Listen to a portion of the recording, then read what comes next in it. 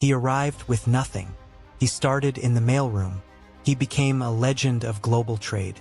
You are 7 years old when your family boards a ship with nothing but 2 suitcases and the clothes you are wearing.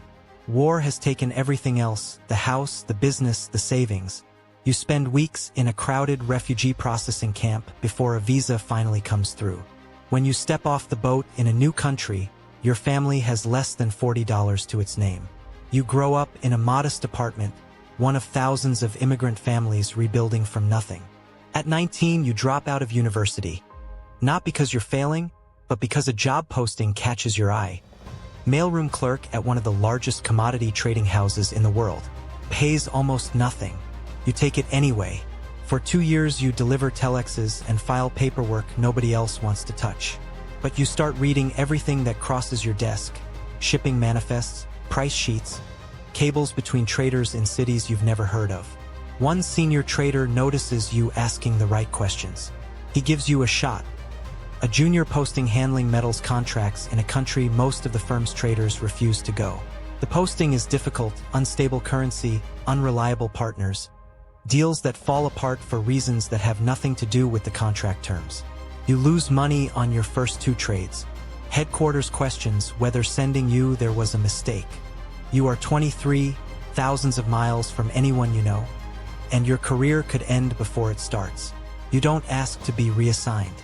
Instead, you spend a year learning the market nobody else at the firm understands, who actually controls supply, which local intermediaries can be trusted, how payment really moves when banks are unreliable. Your next trade turns a profit larger than your first 2 losses combined. Then you do it again.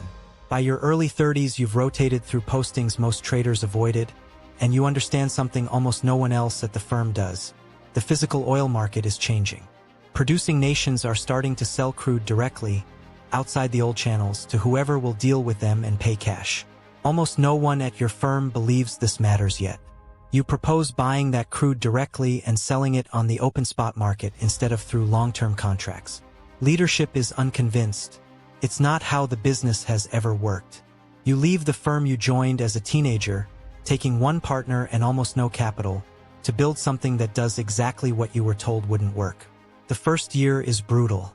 Banks won't extend credit to an unproven firm with 2 employees.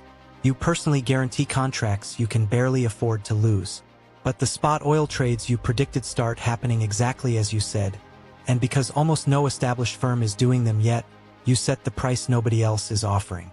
Within a decade, the firm you started with almost nothing is trading more physical oil, metal, and grain than companies that have existed for a century. You built relationships in places larger firms wouldn't go, took risks they wouldn't take, and turned a mailroom job into one of the largest commodity trading operations in the world. 3 things carried him from a mailroom to the top of global trading. First, he took the assignments everyone else refused and used them to learn what no one else understood. Second, he trusted years of unglamorous groundwork over shortcuts and let that knowledge compound. Third, when he saw the market changing before his firm did, he was willing to bet everything on being right rather than wait for permission. The recognition came decades after the risk.